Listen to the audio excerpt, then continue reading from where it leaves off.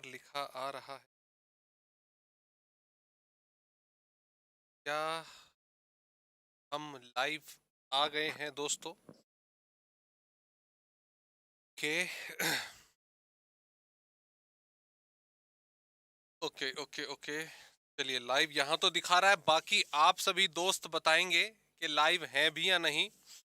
तो दोस्तों क्लियरली बताइए आप लोगों तक वॉइस, वीडियो और विनीत सर, ठीक है जी, तीनों के तीनों प्रॉपरली अच्छे तरीके से, बढ़िया तरीके से पहुंच रहे हैं या नहीं पहुंच रहे हैं, एक बार इसकी जानकारी जरूर दें। ओके। मैं बिल्कुल अच्छा हूं रौनक, और मैंने जैसे बोला एक बार जरा कंफर्म करेंगे प्रॉपरली सभी के सभी कि प्रॉपरली आप तक वीडियो, वॉइस और विनीत सर ट्रिपल वी आप तक पहुंच रहे हैं कि नहीं पहुंच रहे हैं। मेरे कौन कौन दोस्त आ चुके हैं? शिवस्ता, नंदनी, शिवम, नीरज, योगिता, समीरन आ चुके हैं, तन्मय, रौनक से तो अभी बात हुई, ठीक है। गर्व भी आ गए हैं, अरे वाह क्या बात है। Chirag, okay, very very very very very very good, सब कुछ क्लियर है, all good sir, 3 is properly clear. चले बहुत बढ़िया, लाजवाब। ठीक है दोस्तों, तो सैलरी का सफर हमारा चल रहा है। हाँ सर, आज आपकी ब्लैक, अरे यार आज, अरे सही कह रहे हो रौनक, ये काले रंग वाला हमने प्रॉमिस करा था, काले रंग वाली शर्ट जो आज पहन के नहीं आए। तो चलो देखते हैं गुलाबी बाबा का जादू चलेगा कि नहीं चलेगा गुलाबी शर्ट का आज, है ना। देखते हैं कौन जीतता है, काला जादू जीतता है गुलाबी जीतता है।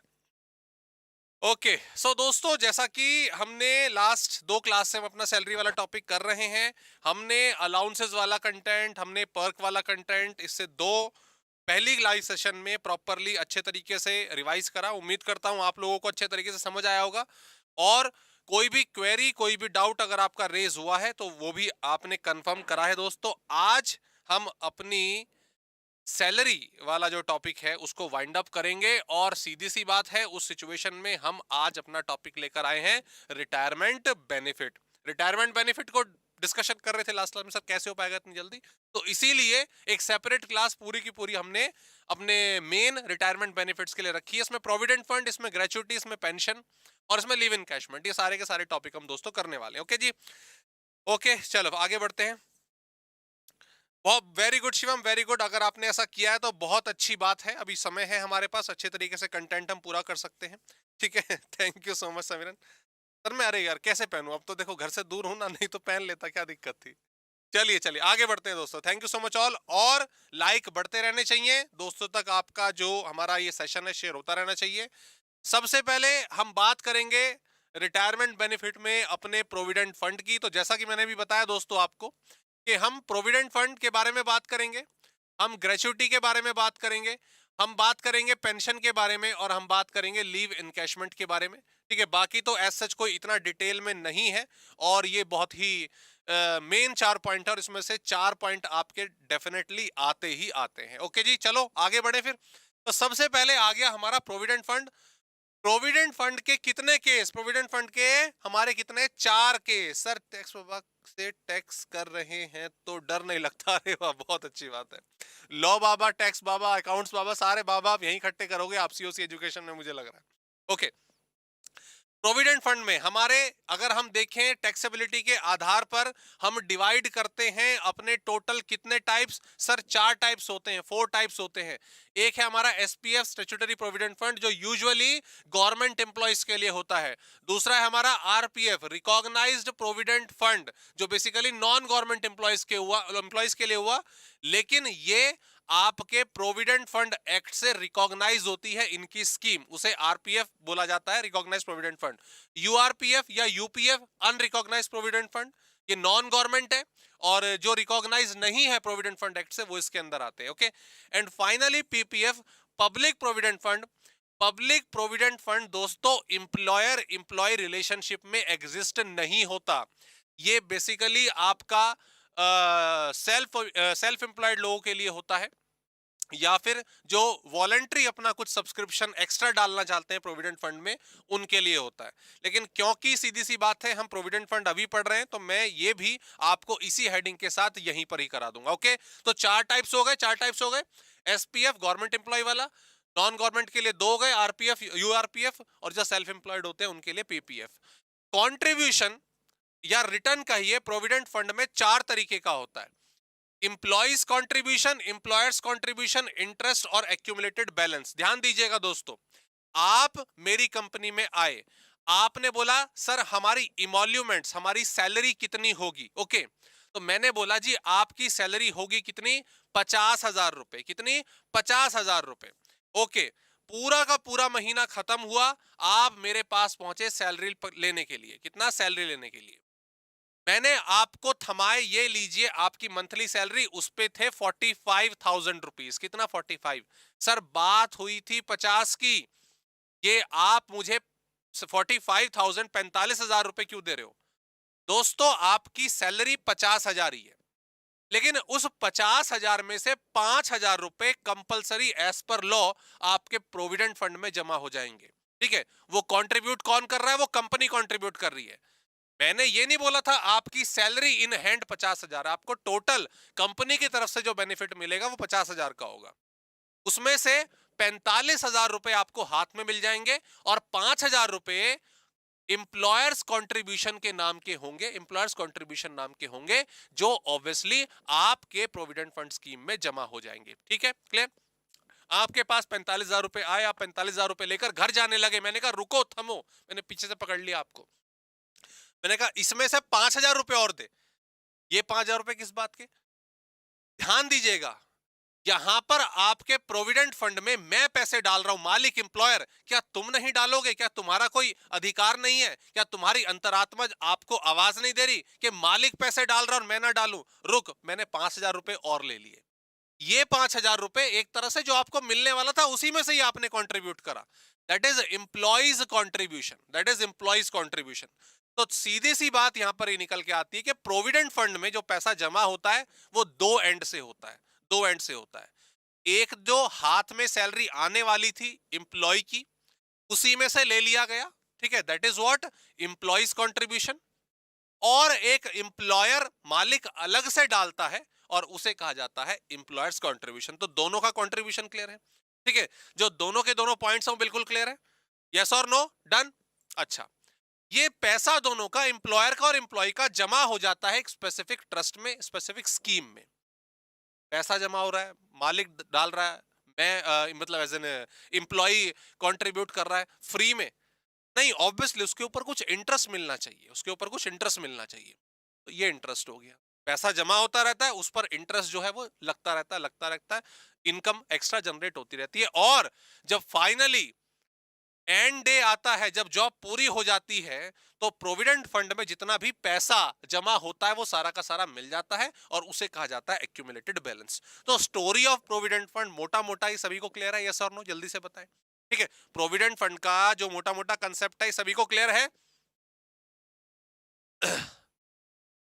नीरज, बिल्कुल हो सकता है बच्चे, पर यहां पर अगर हम देखें प्रैक्टिकल क्वेश्चंस के कंटेंट सैलरी वाइज अगर मैं पूरा कराने बैठूं, ठीक है, तो बहुत टाइम लग जाएगा एक ही कंटेंट में। तो इसीलिए जो टेस्ट पेपर है ना दोस्तों, वहां से आप करिए। यहाँ पे मेरा काम मेन कॉन्सेप्ट को बताने का है। ऑडिट तो थ्योरी है, वो आप लिख लिख कर प्रैक्टिस करोगे, उसमें मेन वर्ड सीखे जा सकते हैं, बट टेक्स्ट में चीज पॉसिबल नहीं है। ठीक है सर, अमाउंट लेकर समझाओ ना। अमाउंट पे क्वेश्चन अभी करते हैं अंकित, अभी क्वेश्चन करते हैं। 50,000 में से 5,000, 5,000 का लॉजिक क्लियर हो गया ना? अगर वो क्लियर है तो दैट्स ओके। आगे क्वेश्चन मैं करवाने वाला हूं, प्रैक्टिकल क्वेश्चन तो हर केस का मैं आपको करवा ही रहा हूं। Clear, done.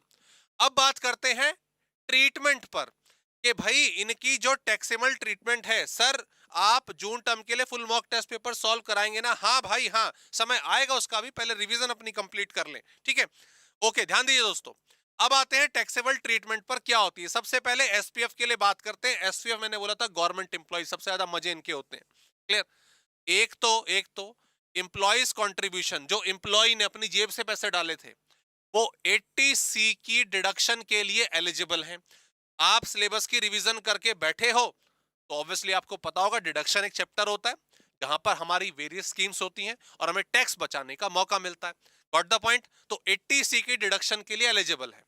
टोटल सैलरी में से ये अमाउंट माइनस कर देना, घटा देना, पहली चीज। दूसरा, एम्प्लॉयर्स कंट्रीब्यूशन, जो मालिक ने दिया एम्प्लॉय के प्रोविडेंट फंड में पैसा, सैलरी तो दे ही रहा है, उसके हाथ में जो उसकी तनख्वाह वो तो दे ही रहा है, साथ ही उसके प्रोविडेंट फंड में पैसा डाल रहा है, दोस्तों ये एग्जेम्प्ट होता है। दोस्तों एग्जेम्प्ट होता है। एम्प्लॉयर कितना भी कंट्रीब्यूट करे वो एग्जेम्प्ट है गवर्नमेंट एम्प्लॉयज के केस में, हालांकि कितना भी करे ऐसा नहीं होता। गवर्नमेंट कंपनी गवर्नमेंट स्कीम से ही चलेगी। 8.5% के आसपास का इस टाइम पे रेट चल रहा है जो कंट्रीब्यूट करता है एक एम्प्लॉयर, तो उससे ज्यादा नहीं होता। ठीक है, इंटरेस्ट की बात करूं, इंटरेस्ट भी एग्जेम्प्ट होता है। इंटरेस्ट भी एग्जेम्प्ट होता है, कितना भी इंटरेस्ट मिले, किसी भी परसेंटेज से मिले, सब एग्जेम्प्ट होता है। करंटली ये रेट चल रहा है 8% के आसपास, एक्चुअल में 8.15%। इससे ज्यादा कभी सोचो कि 15% 20% का रिटर्न देर मिल रहा है प्रोविडेंट फंड पे, नहीं। तो इस टाइम पे 8.15 है। ठीक है, आज हम जिस डेट पर ये लाइव सेशन ले रहे हैं, आगे चल के एक हफ्ते बाद 2 हफ्ते बाद जो चेंज हो जाए वो मुझे नहीं मालूम। ठीक है, और एक्यूमुलेटेड बैलेंस, रिटायर हुए सारा का सारा पैसा मिल गया, ये भी आपका एग्जेम्प्ट होता है। तो गवर्नमेंट एम्प्लॉय वालों की मौज है। ठीक है भैया, सरकारी नौकरी इसलिए ऐसी तो कहते हैं सरकारी नौकरी कितनी बढ़िया है, सब कुछ तो एग्जेम्प्ट हो गया, सारा का सारा कुछ यहाँ पे एग्जेम्प्ट हो जाता है। ठीक है, आगे बढ़ते हैं। आरपीएफ की बात करें, रिकॉग्नाइज प्रोविडेंट फंड, ये भी आपका 80C जो एम्प्लॉय ने अपने कंट्रीब्यूशन से डाला, एक तरह से वो इसकी इन्वेस्टमेंट है, उसके लिए वो डिडक्शन को टैक्स को बचाने का मौका है, तो 80C में डिडक्शन उसकी भी मिल जाती। Clear? Employer's contribution, employer's contribution दोस्तों इसमें भी एग्जेम्प्ट होता है, but up to 12% of salary तक, 12% ऑफ सैलरी तक एग्जेम्प्ट होता है। कितना? 12% ऑफ सैलरी तक एग्जेम्प्ट रहेगा। ध्यान दीजिएगा, ध्यान दीजिएगा, ध्यान दीजिएगा। सर पीएफ एंड पेंशन में डिफरेंस क्या, अभी बताता हूं बच्चे, ध्यान दो, पहले समझो उस बात को, ध्यान दीजिएगा। 12% ऑफ सैलरी एग्जेम्प्टेड। ठीक है, आप मेरी कंपनी के एम्प्लॉय, आप मेरी कंपनी के एम्प्लॉय, मान लो यहां पर लिखा होता एग्जेम्प्ट, यहां पे लिखा होता एग्जेम्प्ट, ऊपर से ये प्राइवेट कंपनी, ऊपर से ये प्राइवेट कंपनी है ना, प्राइवेट सेक्टर है, वहां पे सैलरी मॉडिफिकेशन के चांसेस ज्यादा हो जाते हैं। क्लियर? ध्यान दो, आप मेरी कंपनी में एम्प्लॉय, आप मेरे पास आए, 50,000 रुपए पे तय हुआ थी सैलरी, आप मेरे पास आए, मैंने आपको सैलरी पकड़ाई 45,000 रुपए, आपने बोला सर ये क्या पकड़ा रहे हो। ठीक है, मैंने कहा भाई आपकी सैलरी आपकी बनती है इतनी, आपने कहा नहीं सर मुझे नहीं चाहिए। मुझे नहीं चाहिए मतलब ये तो बहुत अच्छी बात है, अपने जैसे 10-12 और लेके आ, मेरे लिए काम करे फ्री में। आपने कहा सर फ्री में नहीं है। ठीक है, आप ये 45,000 रुपए मुझे ना दे तो मैं क्या करूं इस 45,000 का, आप ये सारा का सारा पैसा प्रोविडेंट फंड में डाल दीजिए, आप मेरे आरपीएफ पे जमा करा दीजिए, सारा का सारा, सारा का सारा पैसा, सारा का सर। भाई खाओगे पियोगे क्या वो मैं देख, आप बोलोगे मैं देख लूंगा सर, वो एडजस्ट कर लूंगा, आप सारा का सारा प्रोविडेंट फंड में डाल दो। ऐसा क्यों? क्योंकि ये एग्जेम्प्ट है, मेरी सारी इनकम एग्जेम्प्ट हो जाएगी, बाकी मैं देख लूंगा अपना दाल पानी आटा चावल, आप चिंता ना करें, देख लूंगा। तो क्योंकि प्राइवेट सेक्टर है और इस तरह की मॉडिफिकेशन हो सकती है, तो सरकार ने इसीलिए इस पर लिमिट बनाई है जो मैंने पहले बताई थी, कि अगर कोई इंप्लॉयर अपने इंप्लॉय की सैलरी का, सैलरी एचआरए वाली, बेसिक पे, डीएस पर टर्म और परसेंटेज कमीशन का 12% तक कंट्रीब्यूट करता है तो वो एग्जेम्प्ट है। उसके ऊपर अगर करेगा, ये वाला मसला जो हमने देखा, वो टैक्सेबल होगा, that will be taxable. Is that clear? Yes और नो? जल्दी बताओ फटाफट से, समझ ठीक है, बराबर है, बीच में कोई दिक्कत तो नहीं है? हेलो लिखो एक बारी, हेलो हेलो लिखो जरा, यहाँ पे हेलो लिखो, कनेक्शन बीच में टूटा तो नहीं हमारा। डन। उसके बाद आ जाते हैं इंटरेस्ट पे। इंप्लॉय का इंप्लॉयर का दोनों का कंट्रीब्यूशन फंड में जमा हो गया, वहां पे मिल रहा है इंटरेस्ट, इंटरेस्ट माफ होता है कितने तक? 10% तक। कितने तक? 10% रेट ऑफ इंटरेस्ट तक माफ होता है। हेलो हेलो, ठीक है ठीक है ठीक है, हेलो समझ आ गई, हेलो हेलो आवाज आ रही, clear clear, alpha one coming, alpha one coming. ठीक है, कितना एग्जेम्प्ट होता है? इंटरेस्ट 10% तक। अगर ट्रस्ट 10% तक आपको ब्याज दे तो माफ होता है। शिवम कह रहे 9.5%। कौन कौन शिवम के साथ है और कौन कौन मेरे साथ है? दीप शिवम के साथ है, कह रहा नहीं सर 9.5% बनेगा, ऐसे नहीं, 9.5% है, सच्ची बताओ, है सच्ची बताओ सर, इंटरेस्ट 9.5 है ना? ठीक है, गर्व यहाँ पे जो है कंफर्म कर रहे हैं, विवेक कह रहे 9.5, चल रहे बहुत बढ़िया, मतलब पढ़ाई चल रही है, ठीक ठाक चल रही है, ठीक ठाक चल रही है सर, 9.5% तक माफ है। ठीक है, 9.5% तक माफ है, हमें फंसाए ना। ठीक है, 9.5 तक है माफ। और रही बात एक्यूमुलेटेड बैलेंस की गोविंदा न्यू रेट नहीं है मेरे भाई, ठीक है 9.5 ही है, ठीक है। वो ऐसे ही मैंने देखा, मैंने कहा करेक्शन जरा चेक करूं, ठीक है सब कुछ ठीक ठाक चल रहा है कि नहीं चल रहा, ठीक है 9.5%। और रही बात एक्यूमुलेटेड बैलेंस की, तो इनका भी एग्जेम्प्ट है, ठीक है इनका भी एग्जेम्प्ट है। डन। नहीं घूमना उमना नहीं है भाई, एक छोटा सा आधे परसेंट में क्या घूमोगे तुम, है आधे परसेंट में क्या घूमोगे। आइए ध्यान देंगे, यूआरपीएफ की बात करते हैं दोस्तों। यूआरपीएफ में 80C की एलिजिबिलिटी नहीं होती अगर कोई कंट्रीब्यूशन करता है 9.5%, नहीं 9.5% कह रहा हूं, यूआरपीएफ में कोई इंप्लॉय, उसकी डिडक्शन नहीं होती है, ठीक है कोई डिडक्शन का बेनिफिट नहीं मिलता। हाँ, इंप्लॉयर्स का कंट्रीब्यूशन एग्जेम्प्ट होता है, इंटरेस्ट एग्जेम्प्ट होता है। आप कहोगे सर फिर तो यहां पर अगर आप कहो तो फिर तो यूआरपीएफ अच्छा है, यूआरपीएफ अच्छा, ना ना ना ना ना, ठीक है ये यूआरपीएफ नहीं है, ये यूआरपीएफ अच्छा नहीं है। क्यों? क्योंकि जब एक्यूमुलेटेड बैलेंस मिलेगा, जब एक्यूमुलेटेड बैलेंस मिलेगा तब गवर्नमेंट कह रही है हम एक साथ जो है टैक्स ले लेंगे, टैक्सेबल रहेगा, टैक्सेबल रहेगा, लेकिन टैक्सेबल पूरा का पूरा नहीं होगा, पूरा का पूरा नहीं होगा।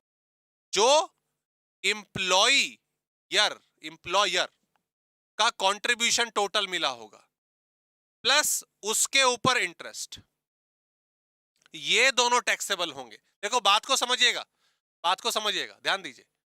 यहां पर जब मैं बात कर रहा हूं यूआरपीएफ की, तो यूआरपीएफ में जो एक टोटल अमाउंट क्रिएट हुआ है वो तो एक किसका कंट्रीब्यूशन है, इंप्लॉय का, और एक किसका, इंप्लॉयर का। इन दोनों ने कंट्रीब्यूशन दिया ना, दोनों का ही कंट्रीब्यूशन जाता है, एक का नहीं जाता, दोनों का जाता है। और इस पर भी इंटरेस्ट कमाया गया है, इस पर भी इंटरेस्ट कमाया गया है। तो एक तरह से रिटायरमेंट के टाइम पर, रिटायरमेंट के टाइम पर जब एक्यूमुलेटेड बैलेंस मिला तो चार चीजें मिलती हैं, 1 2 3 4। इंप्लॉय का अपना टोटल फंड और उसका इंटरेस्ट, इंप्लॉयर का टोटल फंड और उसका इंटरेस्ट, चार चीजें मिलती हैं। तो सैलरी हेड के अंदर, सैलरी हेड के अंदर इनसे हम कुछ नहीं करते, ये टैक्सेबल होता है, सिर्फ ये टैक्सेबल होता है, ठीक है जी, ये टैक्सेबल होगा सैलरी हेड के अंदर। आप कहोगे सर ये तो चलो कंट्रीब्यूशन था अपनी सैलरी से दिया था, इसे क्यों छोड़ दिया, इसे भी नहीं छोड़ा, इसे भी नहीं छोड़ा, ये भी टैक्सेबल होता है, लेकिन इसको सैलरी हेड में मत करिएगा, इसको सैलरी हेड में मत करिएगा। ये इनकम फ्रॉम अदर सोर्सेज, ये इनकम फ्रॉम अदर सोर्सेज के अंदर टैक्सेबल होता है, ठीक है सैलरी में नहीं आएगा। Got the point? Clear? Sir employee का कंट्रीब्यूशन नॉर्मल सैलरी में ऐड हो सकता है? नहीं शिवम, ऐड देखो, जो इंप्लॉय का कंट्रीब्यूशन है, जो इंप्लॉय का कंट्रीब्यूशन है वो ऑलरेडी बेसिक पे, डीए, कमीशन वगैरह में ऐड होता है। जो उसने कंट्रीब्यूट करा है अपनी कमाई से तो निकाल के दिया है ना, अपनी कमाई से ही निकाल के दिया है, तो दैट इज ऑलरेडी एडेड, उसको दोबारा नहीं जोड़ना। सर लैक हो रहा है, नहीं नहीं ठीक तो चल रहा है, ठीक तो चल रहा है। अरे ऐसा मत करो यार तुम यार, फिर काला काला काला काला जादू, काला जादू, काला जादू, काला जादू, काला जादू, ऐसे करना पड़ेगा, ठीक है डन। ओके समझ आ गया दोस्तों। तो ये मैंने ट्रीटमेंट बता दी आपको। रही बात पीपीएफ की, तो दोस्तों पीपीएफ में इंप्लॉयर कंट्रीब्यूशन एग्जिस्ट नहीं करता, क्योंकि ये तो सेल्फ एम्प्लॉयड है, क्योंकि ये तो सेल्फ एम्प्लॉयड है। हाँ 80C की डिडक्शन मिलती है, और ना ही इंटरेस्ट टैक्सेबल होता, और ना ही एक्यूमुलेटेड बैलेंस प्रोविडेंट फंड का जब आप विड्रॉ करते हो वो टैक्सेबल होता है, ठीक है क्लियर दोस्तों? Done done. आगे बढ़े, आगे बढ़े चलिए जी आगे बढ़ते हैं दोस्तों, आगे बढ़ते हैं। डन। अच्छा उसके बाद हाँ एक क्वेश्चन में कराता हूँ, क्वेश्चन से पहले दो चीजें हम याद रखेंगे, ठीक है। कई सारे पॉइंट जो है वो तो दोस्तों देखो आपको पढ़ने ही है, लेकिन मैं आपको दो इंपॉर्टेंट पॉइंट बता देता हूँ। पहला, एक तो सैलरी का मतलब क्या होता है, what is the meaning of salary, what is the meaning of salary, कौन से वाली सैलरी, कौन से वाली, पीपीएफ ही अच्छा। हाँ विवेक इस पे बहस कर सकते हैं कौन सा अच्छा है कौन सा अच्छा नहीं है, ठीक है। ये मैटर ऑफ डिस्कशन होता है, बेनिफिट को लेकर, टाइम बाउंडेशन को लेकर, रेट ऑफ इंटरेस्ट को लेकर, बट लगभग घूम फिर के ना सारे एक ही थाली के चट्टे बट्टे हैं, ठीक है जितने भी प्रोविडेंट फंड है। सैलरी कौन सी जल्दी बताओ, अगर यूआरपीएफ बच्चे बहुत इजी है, यूआरपीएफ तो बहुत इजी, कुछ करना ही नहीं है, पहले 3 केस में तो कुछ करना ही नहीं, डिडक्शन भी नहीं मिलती। रिटायरमेंट के टाइम पर जो टोटल फंड मिलेगा उसमें से इंप्लॉयर का कंट्रीब्यूशन और सिर्फ उसी के ऊपर का इंटरेस्ट, खाली ये टैक्सेबल होगा, ठीक है। नीरज कह रहे बेसिक पे और डीए। दोस्तों इसमें सैलरी एचआरए वाली लेनी है, आपको ध्यान रखिएगा, बेसिक पे, डीए एज पर टर्म और परसेंटेज कमीशन ऑन सेल। ठीक है सर, एक बात बता भूल गए कि 5 साल से पहले, हाँ आ रहा हूँ बच्चे शिवम, बता रहा हूँ। 11 ना, मैंने बोला ना 2 चीजें बताऊंगा। एक पहली हो गई सैलरी की मीनिंग, दूसरी वाली है दोस्तों, जब हम बात करते हैं एसपीएफ की, आरपीएफ की, पीपीएफ की, आप गूगल पे जाइएगा और इन सब की टर्म्स एंड कंडीशन पढ़िएगा, तो हर एक स्कीम का ना, इवन एलआईसी का भी एक लॉक इन पीरियड होता है। लॉक इन पीरियड का मतलब होता है कि इससे पहले आप पैसा नहीं निकाल सकते, इससे पहले आप विड्रॉ नहीं कर सकते, एक टर्म एंड कंडीशन होती है। तो पीपीएफ में ये 15 साल है, देखा जाए तो पीपीएफ में 15 साल है, हालांकि 6 साल बाद पार्शियल विड्रॉ हो जाता है। आपके बाकी जो प्रोविडेंट फंड है उनमें मोस्ट ऑफ द केसेस में 5 साल है, तो कहने का मतलब लॉक इन पीरियड होता है। तो दोस्तों ध्यान दीजिएगा, कोई आरपीएफ वाला है, वो कह रहा है जी मैं विड्रॉ करूंगा, वो कह रहा है जी मैं विड्रॉ कर रहा हूं अपना पैसा, क्यों, बस मैंने जॉब कर ली, नौकरी कर ली, अब मुझे और नौकरी नहीं करनी, मैं थक गया। और ये आरपीएफ वो 5 साल की जॉब से पहले ही विड्रॉ कर लेता है। मतलब भाई मान लो आपकी 22 साल की एज में आपकी नौकरी लगी, आपने 2 साल काम करा, पैसा कमा लिया, आपने कहा बहुत है, बस और नहीं कमाना, बस जितना कमाया हो गया, हमारा पैसा प्रोविडेंट फंड हमें वापस दे दो। तो 5 साल सीधी सी बात है यहां पर पूरे नहीं हुए। तो अगर आरपीएफ, अब क्या बात कर रहा हूं दोस्तों, आरपीएफ की बात, अगर आरपीएफ का पैसा 5 साल की जॉब से पहले ही विड्रॉ करवा लिया जाए, तो उसकी ट्रीटमेंट आप यूआरपीएफ की तरह करेंगे। उसकी एक्यूमुलेटेड बैलेंस की ट्रीटमेंट। क्लियर? हाँ, वो बात अलग है कि 5 साल की जॉब पूरी नहीं हो पाई ड्यू टू सम रीजंस जो कंट्रोल में नहीं थे, एक्सीडेंट हो गया, कोई डिजीज हो गई, या कंपनी बंद हो गई, ठीक है, तो इन रीजंस की वजह से मतलब फिर नॉर्मल आपका जो आरपीएफ है, मतलब एक्यूमुलेटेड बैलेंस टैक्सेबल नहीं होगा। ठीक है, क्लियर हो गया, पूरा का पूरा स्ट्रक्चर क्लियर है प्रोविडेंट फंड का। ये टेबल है, ये टेबल हमें याद करनी है, दैट्स द मेन थिंग। और आपका जो प्रोविडेंट फंड है आपके बिल्कुल उंगलियों पर होगा, आपके हाथों पर होगा। डन हो गया। वेरी गुड इवनिंग फिटनेस साहब, आप लेट आए हैं, ठीक है, मुझे लग रहा है जिम गए थे। enough maintain smooth, not receiving enough video to maintain smooth a view, such viewer will experience buffering। अरे पता नहीं क्या लिखा आ रहा है यहाँ पे पीली लाइन में। ठीक है, आगे बढ़ते हैं दोस्तों, चलो एक क्वेश्चन कर लिया जाए। Mister x had the following salary structure. ठीक है जी, बेसिक पे दे रखी है, कमीशन दे रखा है, डीए दिया हुआ है, एंटरटेनमेंट अलाउंस दिया हुआ है। ठीक है, एक्स कॉन्ट्रीब्यूट, एक्स 20,000 रुपए to the provident fund. Okay, provident fund में जाता है। Employer also make the matching contribution. तो यहां पर दोस्तों ध्यान दीजिएगा, जो मिस्टर एक्स हैं उनका आरपीएफ का केस है, आरपीएफ का केस है, वो हर महीने 20,000 रुपए कंट्रीब्यूट करते हैं प्रोविडेंट फंड में। और उनके जो मालिक है, नहीं हर महीने नहीं, ये मेरे ख्याल से ईयरली होगा, ये होगा ईयरली, इसको हम ईयरली मान के चलेंगे। 10,000 पर मंथ तो उनका क्या नाम है, पर बेसिक पे ही है, तो ये ईयरली है, ये पर एनम है, पर एनम है। ठीक है, ध्यान दीजिएगा। अब जो एक्स ने कंट्रीब्यूट करा, सर ये तो 80C में से घटा देना, ये तो 80C के नाम से डिडक्शन में से घट जाएगा एंड वाले पे आके। ठीक है, दैट्स इट। यहां पर जो इंप्लॉयर कंट्रीब्यूशन है, सर वो भी 20,000 रुपए है। इंप्लॉयर कंट्रीब्यूशन कितना है सर? वो भी 20,000 रुपए है। मुझे ये बताओ, टेबल देखो जल्दी से, आरपीएफ में इंप्लॉयर कंट्रीब्यूशन कितना एग्जेम्प्ट है? आरपीएफ में इंप्लॉयर कंट्रीब्यूशन कितना एग्जेम्प्ट है सर? 12% of salary. तो ध्यान दीजिएगा जरा, एग्जम्पशन निकाल लीजिए। 12% of salary, salary is basic pay, यानी कि 1,20,000 plus DA as per term. DA 1,000 per month है, कुछ नहीं लिख रहा, मैं इसको मान रहा हूं, एज्यूम कर रहा हूं कि ये फॉर्म्स पार्ट है पूरा का पूरा, मतलब 12,000 रुपए, कितना? 12,000 रुपीज। क्लियर? तो इस और कमीशन नहीं लेंगे क्योंकि वो फिक्स लिखा हुआ है। तो दोस्तों आज हो गया, काम बन गया अपना। 1,20,000 प्लस 12,000 सर, और इसका जब मैं 12% निकाल रहा हूं ना, ये आ रहा है 15,840। 15,840 दोस्तों लिमिट थी। आप अपने इंप्लॉय, आप 15,840, ठीक है, 15,840 ये लिमिट थी। और मालिक कंट्रीब्यूट करके बैठा है 20,000। ध्यान दीजिएगा, टैक्सेबल यहां पे लिख लीजिए, या आप अगर प्रॉपर नोट बना रहे हैं तो शीट में लिखिए, taxable employer contribution, taxable employer contribution कितना हो जाएगा? 20,000 में से आप 15,840 घटा देंगे, 20,000 में से आप 15,840 घटा देंगे, तो 4160 is the taxable RPF contribution. 4160 दीप ने बिल्कुल सही निकाला, गर्व ने बिल्कुल सही निकाला, बहुत अच्छी बात है, गोविंदा ने भी सही निकाला, लगभग सभी ने बिल्कुल सही निकाल दिया। Got the point? Clear? Done? आगे बढ़ सकते हैं दोस्तों। ये बाकी क्वेश्चन आप प्लीज ट्राई करिएगा खुद, ठीक है? कुछ क्वेश्चन प्रैक्टिस करने के लिए मैं कंसेप्ट वाइज जो क्वेश्चन है आपको कराए जा रहा हूं, ठीक है? उसके बाद सुपर एनुएशन फंड का कंट्रीब्यूशन होता है, एक तरह से डिफरेंट स्कीम है, अलग स्कीम है। ये आपका एग्जेम्प्ट होता है पूरे तरीके से, 80 सीमेंस की डिडक्शन मिलती है। इसका एक अमाउंट होता है 7.5 लाख की लिमिट से पूरा होने के लिए, वो डिडक्शन वाले चैप्टर में करेंगे, अभी उसमें कॉम्प्लिकेशन क्रिएट नहीं करेंगे, ठीक है? मैं आ रहा हूं आपके नेक्स्ट ग्रेचुटी पर, फटाफट से जल्दी से करेंगे इसको भी हम फटाफट से। ग्रेचुटी पर आते हैं। ग्रेचुटी की टैक्सेबिलिटी बड़ी सिंपल और एग्जाम में आने के पूरे चांसेस, मैं पेपर बनाऊं तो ग्रेचुटी से कुछ ना कुछ दूं जरूर, ग्रेचुटी से या आपका क्या नाम है लिव इन कैशमेंट से, ये दो टॉपिक तो मैं बिल्कुल ना छोड़ू। ग्रेचुटी एज अ गिफ्ट, ठीक है, राजा महाराजा के टाइम से चलती हुई आई है।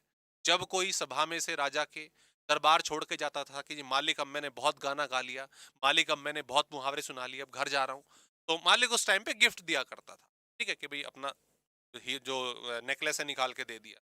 ये सिस्टम चल पड़ा, आगे चल के जॉब्स में आ गया, और ऑब्वियसली अब इसको परमानेंट बेसिस पे ही कर दिया, और उसके लिए प्रॉपरली एक्ट भी बना रखा है, द ग्रेचुटी एक्ट, और ग्रेचुटी उसके तहत मिलती।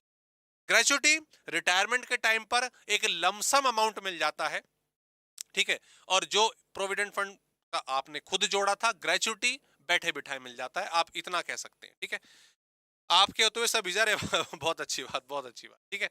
तो ग्रेचुटी की टैक्सेबिलिटी कैसे होगी? एक अच्छा खासा बढ़िया अमाउंट रिटायरमेंट के टाइम पे मिल गया, so what will be the taxability? तो दोस्तों सीधी सी बात, फिर वही वाली बात, गवर्नमेंट जॉब में सबकी मौज है, ठीक है?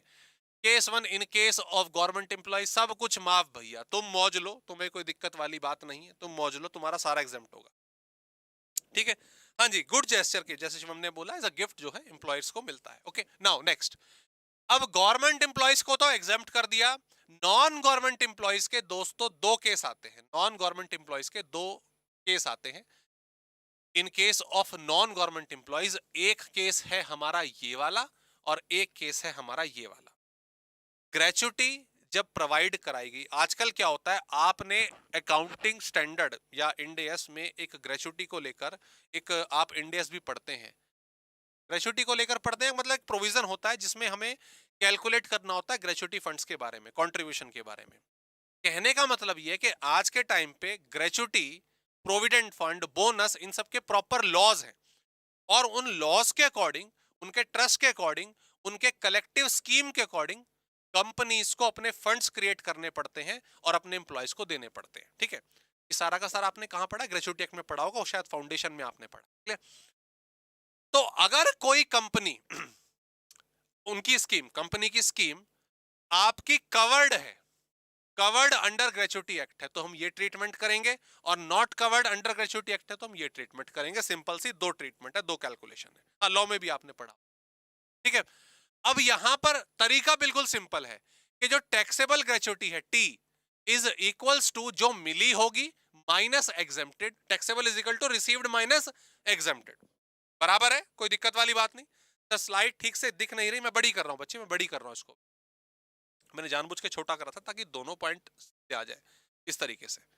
हाँ, taxable is equals to received minus exempted, ये सिंपल सा फॉर्मूला होता है। दूसरी चीज, शीट नहीं दिख रही तो बच्चे डाउनलोड नहीं करा क्या आपने? पीडीएफ पीडीएफ डाउनलोड करिए ना, ऊपर टैग भी करा हुआ है, ठीक है, डिस्क्रिप्शन के थ्रू उसको डाउनलोड करिए। सर मेरा ही बफर कर रहा है क्या? फिर बफर हो रहा? अरे काला जादू भैया, काला जादू, काला जादू, काला जादू, कुछ चाहिए भाई काले रंग की, ये रही काले रंग की चीजें, काले रंग की बोतल भी मिल गई, काला काला, काली बोतल, काली बोतल, काली बोतल। भैया ये कौन जादू है? कौन कौन मेरे से दुश्मनी निकाल रहा है, जो सिर्फ मेरे सेशन में आके ऊपर एंटीनी में बैठ जा रहा है और मेरा सेशन खराब कर रहा है? मुझे मिलवाओ इससे आज। आज बराबर हो जाए, आज बिल्कुल आर पार करके मानेंगे, आज हम बिल्कुल आर पार करके मानेंगे, ठीक है, बिल्कुल आर पार करके मानेंगे। अरे भगवान जी, यार ये सेशन इतना बढ़िया जाता ना जब भी, तभी दिक्कत होती है। अरे यार, ठीक है, वॉइस ठीक है, वॉइस तो ठीक है, पर वीडियो भी तो ठीक हो यार। तो टाइम चेंज करो, नहीं टाइम यार उस दिन लेट था। सर शर्ट खोल दीजिए, अरे भगवान, मैं यहाँ सलमान खान बन जाऊं शर्ट खोल के, मैं या शर्ट खोल के मेरी स्किन काले रंग के, ये भाई साहब, ये देखो। हाँ, नेक्स्ट ब्लैक शर्ट पहनेंगे, ब्लैक शर्ट पहनेंगे। रुको मैं एक कॉल करूं यार, ऐसे में ना बड़ी दिक्कत हो जाती।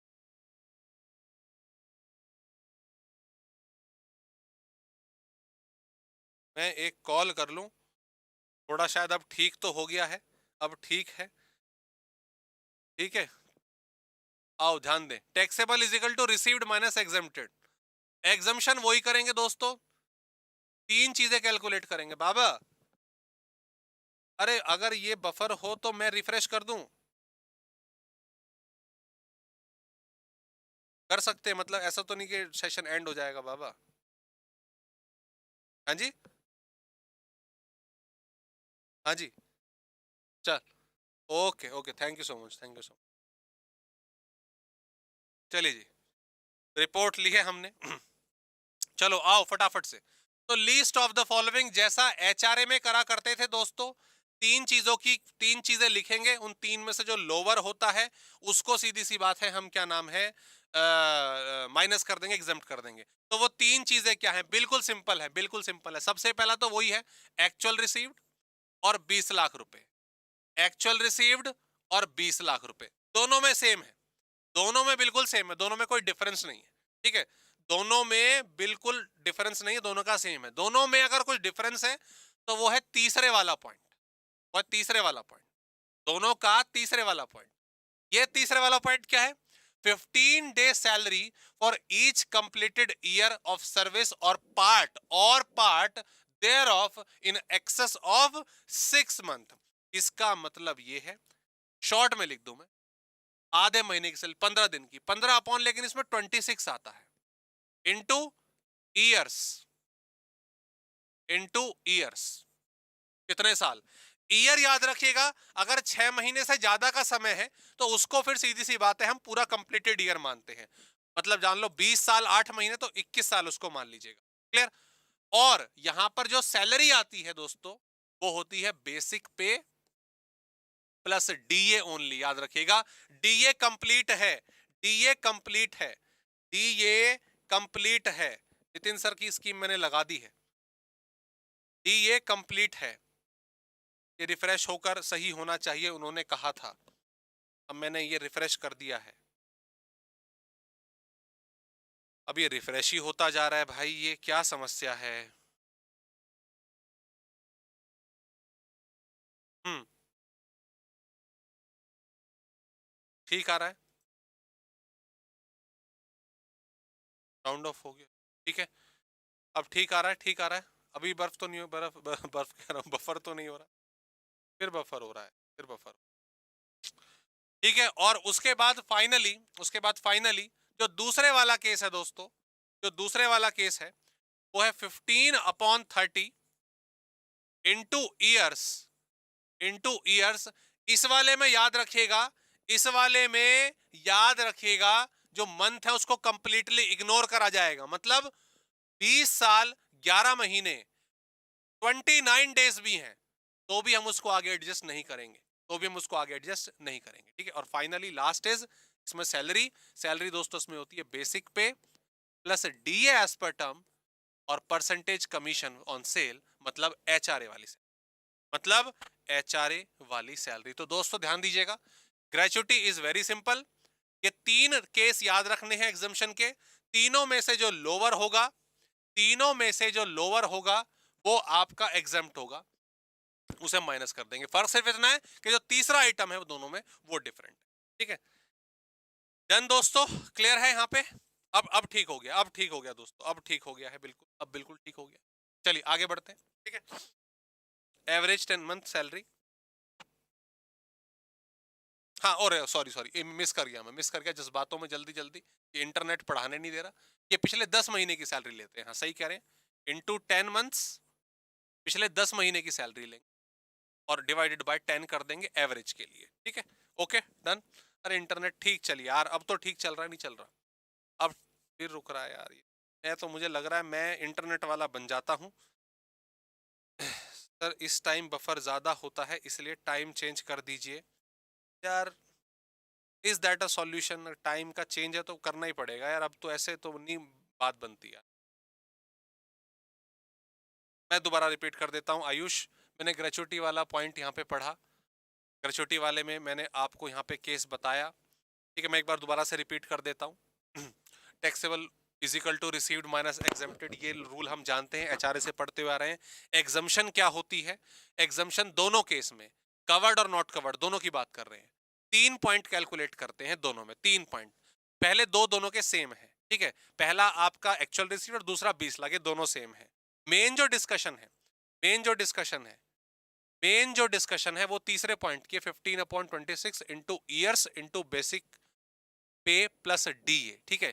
ये कौन सी, ये कौन सी, ये लास्ट सैलरी, ये लास्ट सैलरी हमारी जो होती है, लास्ट ड्रॉन सैलरी जो वो ली जाती है, ठीक है। क्लियर?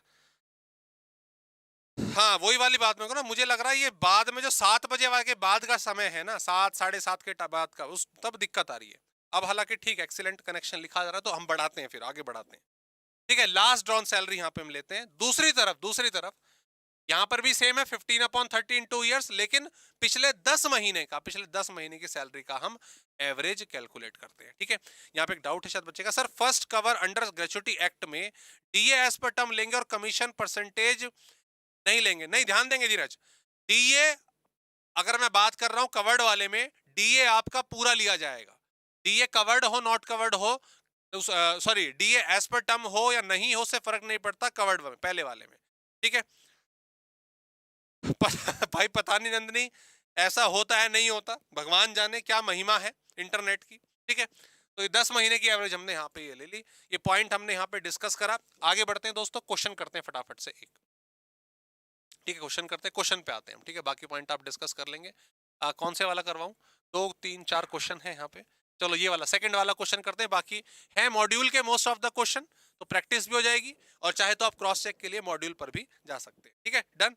आगे बढ़ते हैं दोस्तों, 3 क्वेश्चन है, बीच वाला मैं करा रहा हूँ, बाकी दोनों आपने कर, ध्यान देंगे।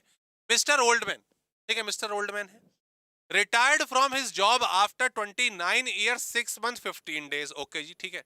तो अगर मैं बोल रहा हूँ 29 ईयर्स 6 मंथ 15 डेज, तो अगर कवर्ड में करेंगे तो उसको 30 मान के चलेंगे, ठीक है।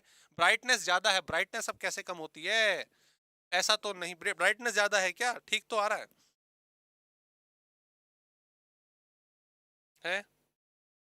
कहाँ से क्या सिस्टम है भाई इसमें? एक तो शिवम चला जाता ना मेरा दोस्त, इस टाइम क्या करूं मैं? ये टेक्निकल चीजें वो भाई समझता है, अब पता नहीं इसकी कैसे ब्राइटनेस कम होती है, ठीक है। फोन की ब्राइटनेस कम करके देखो। फोन की ब्राइटनेस कम करके देखो तो क्या पता वहां से कुछ हो। 30 महीने का समय, हम 30 साल का समय यहाँ पे हो जाता है। आगे बढ़ते हैं, इस पर्टिकुलर डेट पर ये रिटायर हुए and receive gratuity 4 lakh rupees, 4 lakh रुपए की। टूल पे क्लिक करो, टूल, टूल कहाँ पे है? यहाँ पे टूल पे आगे चलो हम, ठीक है। अब यहाँ पे क्या, screen lock, crop, spotlight, spotlight क्या होती है? अबे पागल, इस पर गलत करवाओगे कुछ, पूरा सेशन खराब करवाओगे आज तुम मेरा, मुझे लग रहा है तुम्हें ही मजे लेने के लिए मैं ही मिला हूँ। रहने दो भाई, इसमें कुछ नहीं है, कल नेक्स्ट क्लास में करवा दूंगा। राइट साइड पर से आगे बाद में देखेंगे यार। अब मुझे तुम क्या सिखाने लगे? मैं लॉ पढ़ा रहा हूँ, तुम मुझे यहाँ पे टेक्निकल चीजें सिखा रहे हो। सही मजे ले रहे हो यार तुम, ठीक है, सही मजे ले रहे हो। आगे बढ़ते हैं, फर्दर डिटेल दे रखी है यहाँ पे, बेसिक पे दे रखी है, डीएनएस अलाउंस दे रखा है, एचआरए दिया हुआ है, कमीशन 1% दे रखा है, कमीशन ऑन प्रॉफिट भी दे रखा है। He got an increment, okay ये इंटरेस्टिंग पार्ट है, अच्छा क्वेश्चन सेलेक्ट करा हमने। He got an increment on 1/4/2022, ठीक है, 2022। Turnover achieved by him 1 lakh रुपए पर मंथ है, बहुत बढ़िया। हमें बताना है अगर गवर्नमेंट इंप्लॉइज है, नॉन गवर्नमेंट कवर्ड है, नॉन गवर्नमेंट इंप्लॉय, तीनों केस, सारे के सारे केस जो है वो हमें यहाँ पे एक्सप्लेन करने, ठीक है। पीडीएफ डाउनलोड कर लो, बिल्कुल नंदिनी देखो इतनी बढ़िया राय दी है यहाँ पे। गवर्नमेंट की जब हम बात करते हैं, गवर्नमेंट एम्प्लॉय, तो भैया ये तो एग्जेम्प्ट है मामला, इसको तो भैया टैक्स हम लगाएंगे ही नहीं, टैक्स में आएगा ही नहीं। तो ये सबसे डिफिकल्ट पार्ट तो मैंने सॉल्व कर दिया, ठीक है। बाकी सिंपल सिंपल से दो केस है, उनको भी सॉल्व करें। Non government employee covered under gratuity act, पहले कवर्ड वाले की बात करते हैं, ध्यान दीजिए, कवर्ड वाला इतने में ही हो जाएगा, सिंपल। ओके, पॉइंट ए, मुझे एग्जेम्प्टेड पोर्शन निकालना है। Point A, sir actual received 4 lakh. B तो सर 20 लाख होता है, लिखो ना लिखो फर्क ही नहीं पड़ता अब तो, क्योंकि 4 लाख जो है वो ऑलरेडी कम हो गया है, ठीक है, 4 लाख जो है वो ऑलरेडी कम हो गया है। सी पॉइंट पे आते हैं, सर कवर्ड की बात कर रहे हो आप। 15/26 into 15/26 into 29 year 6 month 15 month, तो ये 30 लिया जाएगा sir. Okay, and sir last drawn salary covered under gratuity act में लास्ट ड्रॉन सैलरी लेंगे। भाई की लास्ट ड्रॉन सैलरी क्या है? लास्ट ड्रॉन सैलरी है, बेसिक है 6,000 रुपए का और डीए है 1,200 रुपए का, कमीशन नहीं लेते। 7,200 दोस्तों, ये आ गया 7,200। बराबर बोला? बराबर है कि नहीं? जल्दी बताओ सर, आप स्मार्ट होना इसलिए कैमरा लैग हो रहा है। अबे भाई साहब, भयंकर लेवल का फ्लड चल रहा है यहाँ पे। अंसारी साहब क्या करके मानोगे आप? मल्टीप्लाई बाय 30 और मल्टीप्लाई बाय 7,200। तो दोस्तों ये मेरा आ रहा है 1,24,615। सही कैलकुलेशन है, 1,24,615। ठीक है, सही है? जल्दी बताओ ना कैलकुलेशन, यहाँ पे आपने सही करी नहीं करी है बताओ। 1,24,615, चिराग कह रहे सही है। मक्खन सर मक्खन, बहुत बढ़िया, बस हो गया, डन, दैट्स इट। सर यही मिनिमम आ रहा है, यही एग्जेम्प्ट हो जाएगा। 4 लाख में से टोटल रिसीव्ड कितना था सर? 4 लाख। सर 4 लाख में से इसको माइनस कर दो, 124,615। तो ये मेरा आ रहा है 385,385,385, 2 बार आ गया। तो पहले में बराबर आंसर आया सभी का सर 385,385। थोड़ी जगह की कमी है यहाँ पे, मैं हटाना नहीं चाहता ताकि क्वेश्चन बराबर रहे। जल्दी बोलो, जल्दी बोलो, जल्दी बोलिए, सही करेक्ट है यस और नो? माइनस ही करा तो यही सही होगा, ठीक है। 385 385 टू, ये क्या लिख दिया भाई ने? और अरे हाँ हाँ, माफी माफी माफी माफी माफी माफी, मैंने कुछ गड़बड़ करी। 4 लाख, कैलकुलेटर गड़बड़ चल गया कुछ। 124 और 615, हाँ 275 380, ठीक है 275, हाँ इसको हटा देते हैं, 275 385, ठीक है जी, ये आ गया। सर जीएसटी के फर्स्ट लेक्चर के बारे में 12 स्मार्ट लग रहे टाइम। तुम सारे क्या करने आए? तुम सारे प्लानिंग करके आते हो क्या सबके सब है? शिवम भाई अभी तूने इतनी अच्छी गुड न्यूज दी कि आप जो है डीटी आपने खत्म कर लिया, आईडीटी में शुरू कर रहे हो, जीएसटी शुरू कर रहे हो, तो भाई पढ़ाई करो। कहाँ कहाँ किन चीज, कहाँ इंटरेस्ट जा रहा है तुम्हारा? जनता कहाँ जा रही है? ध्यान दीजिए फटाफट से, ठीक है आगे बढ़ते हैं दोस्तों। नेक्स्ट केस आपका, next case non government employees not covered, not covered. Sir not covered में, नॉट कवर्ड में पहले दोनों केस हमारे सेम रहते हैं एग्जामिशन के लिए। तीसरे वाले की कैलकुलेशन सर आपको दोबारा से करनी पड़ेगी, और ये थोड़ी सी इंटरेस्टिंग है, ये थोड़ी सी इंटरेस्टिंग है। आओ करें। तीसरे वाले केस में सर 15/30 ठीक है, into 29 year 6 month 15 month ignore कर दिए जाते हैं, 29 आएगा, ठीक है 29 आएगा, ठीक है। पहले हमने करेक्ट कर लिया था, पहले वाले में 30 लिया था। अब यहां पर ध्यान दीजिएगा सारे के सारे, ये इंटरेस्टिंग पॉइंट है, ये इंटरेस्टिंग पॉइंट है, ठीक है, ये वाला पॉइंट इंटरेस्टिंग है।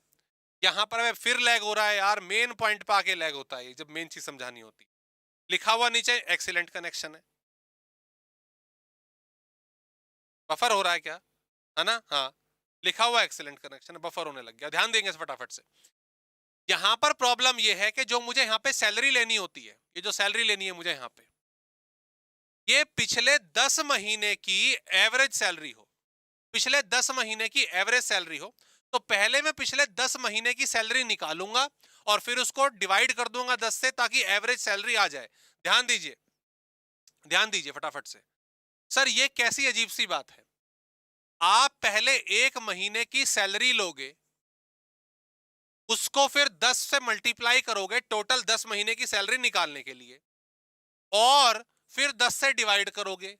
तो जहां तक हमने मैथ्स पढ़ी है 10 से 10 कट जाएगा, तो लास्ट महीने की सैलरी उठाओ ना। दिक्कत वाली बात क्या है? दोस्तों बात आपकी बिल्कुल ठीक है, एक नंबर बात है, ऐसे ही होना चाहिए। लेकिन ये लॉजिक गलत हो जाता है जब पिछले 10 महीने के दौरान, पिछले 10 महीने के दौरान बीच में उसकी सैलरी चेंज हुई हो, उसकी बेसिक पे या उसका डीए चेंज हुआ हो, तो उसकी वजह से यहां पर कैलकुलेशन में कुछ ना कुछ चेंज होता है। क्लियर? अब हमारे पास जो क्वेश्चन अवेलेबल है उसमें भाई साहब ने बिल्कुल बताया कि ये रिटायर तो हो गए हैं दिसंबर में, दिसंबर में रिटायर हो गए हैं। तो पिछले 10 महीने पकड़ते हैं, पिछले 10 महीने इधर से पकड़ेंगे, ठीक है? नवंबर, अक्टूबर, सितंबर, अगस्त, जुलाई, ठीक है जी, जून, मई, ठीक है, अप्रैल, मार्च और फरवरी, मार्च और फरवरी, ठीक है, पूरे हो गए। लेकिन यहां पर इंटरेस्टिंग बात हुई है कि इनको इंक्रीमेंट मिला, इनको इंक्रीमेंट मिला फर्स्ट फर्स्ट अप्रैल को 1,000 रुपए का इनकी बेसिक पे में। मतलब पिछले 10 महीने में उनकी सैलरी एक बार बीच में चेंज हुई है, तो भैया प्रॉपर कैलकुलेशन करनी पड़ेगी। कैसे करनी पड़ेगी? ध्यान दीजिएगा, ध्यान दीजिएगा। आइए आइए दोस्तों, ध्यान देंगे इसमें फटाफट से। यहां पर उनकी जो सैलरी है वो फरवरी और मार्च की आप अलग लेंगे, और अप्रैल से लेकर नवंबर की अलग लेंगे। ये 2 महीने हैं, ये 8 महीने। यहां पर इनकी सैलरी बेसिक पे 6,000 रुपए थी, यहां पर 5,000 रुपए थी। डीए में चेंज नहीं हुआ, डीए में चेंज नहीं हुआ। डीए कितना था? डीए 1,200 रुपए। डीए कितना? 1,200 रुपए था, ये 1,200 कर दिया, ये 1,200 कर दिया। That's it. तो 6,200 इंटू टू और 7,200 इंटू टू, ये टोटल सैलरी दोस्तों इनकी अब निकल आएगी। तो मैं यहां पे लिख लेता हूं 62 इंटू टू, तो ये 14,400 हो गया, प्लस 7,200 इंटू 8, 57,600 हो गया। दोनों को जोड़ देंगे 14, ये दोस्तों मेरा आ रहा है 7,200, तो माफ कीजिएगा 72,000, और फिर इसको डिवाइड करा जाएगा 10 से एवरेज मंथली सैलरी के लिए, तो इट कम्स टू 7,200। दोस्तों इस 7,200 के लिए हमने कैलकुलेशन बैठाई थी। क्या आप सभी को, नहीं नहीं अमन देखो, फॉर्मेट तो बनाना ही है। फॉर्मेट जब आप बना रहे होंगे ना, सैलरी का क्वेश्चन आपने सॉल्व करा होगा, तो ये कैलकुलेशन जो मैंने करी है तो वर्किंग नोट में प्रेजेंट करेंगे, राइट? वर्किंग नोट में प्रेजेंट करेंगे। डीए 1,000 है, नहीं बच्चे 1,200 है, डीए 1,200 है, डीए 1,200 है, ठीक है? क्लियर? Okay done. तो मैंने कैलकुलेट, हाँ या ना तो बताओ, मैंने यहाँ पे जोड़ा है सब कुछ ठीक ठाक कि नहीं जोड़ा, ये तो बताओ मुझे। सर कमीशन भी ऐड होगा? अरे और सॉरी सॉरी सॉरी, ये तो नॉट कवर्ड है ना, कमीशन भी ऐड करो दोस्तों। दोस्तों माफ कीजिएगा, कमीशन भी ऐड करना है। कमीशन कितना है? 1,000 रुपए पर मंथ, तो इंटू 10 10 लाख रुपए हो गया। तो 10 लाख का 1% 10,000 रुपए, 10 लाख का 1% 10,000 रुपए। माफ कीजिएगा, यहाँ पे ऐड करेंगे 10,000 रुपए कमीशन के, तो 8,200 आ रहा है, तो that will be the 8,200, not 72, that will B 82, ठीक है? 82 डन। कमीशन हो गया, ऐड कर दिया, ठीक है डन। आगे बढ़ते हैं। तो सॉल्व सॉल्व कर लो इसको। ये हाफ हो गया 4,100, 4,100 इंटू 29 आपने बराबर किया, तो दोस्तों मेरा आ रहा है 1,18,900,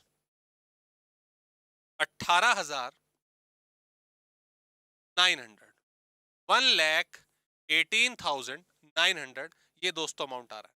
यस और नो कंफर्म करें जल्दी से। इसको फिर 4 लाख में से हटा देंगे, ये एग्जेम्प्टेड अमाउंट बराबर है, बराबर? यस और नो जल्दी बताएं। ये के आर के हो गए 66 रन 6 ओवर में।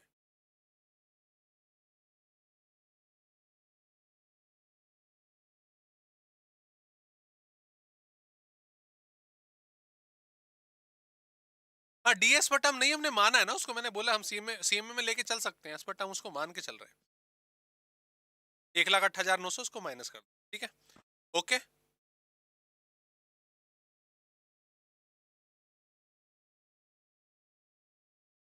डन। हाँ एज्यूम, अब मैंने बोला सीएमए में एज्यूम कर लो, सीएमए में एज्यूम कर लो, नोट नोट तो जरूर छोड़ना है लेकिन। डन बराबर दोस्तों, बाकी क्वेश्चन ट्राई करिएगा। हेल्प के लिए आप चाहे तो मॉड्यूल भी देख सकते हैं, मॉड्यूल से, मॉड्यूल में अच्छे क्वेश्चन है आप लोग, ऐसी बात नहीं, मॉड्यूल बढ़िया क्वेश्चन है। डन, आगे बढ़ते हैं दोस्तों। नेक्स्ट टैक्सेबल पेंशन की बात आ गई, पेंशन पर आ गए हैं हम भागते दौड़ते। सर पेंशन लेंगे अपन, अब पेंशन लेंगे अपन, ओके हम पेंशन ही कर रहे हैं। सर मेरा 1,016 आया, 1,16,000 आया, नहीं 1,16,000 क्यों आया, आपने कुछ अमाउंट कंसिडर नहीं कर। 72 से तो नहीं कर दिया आपने क्वेश्चन, 82 लेना है, 1,000 रुपए हमने बाद में जोड़े थे। एवरेज सैलरी 8,000 कैसे बनी, 82 बन रही है, 82 बन रही है, कैलकुलेशन देखें दोस्तों प्लीज। 1,16,000, आप भी 1,16,000 कह रहे हो, 1,16,000 कैसे आ रहा है मेरे को ये बताओ। कमीशन 10 महीने का हमने लिया, 10 महीने 10 लाख रुपए, 1% उसका हो जाता है, ठीक है कमीशन वो भी सही हो गया।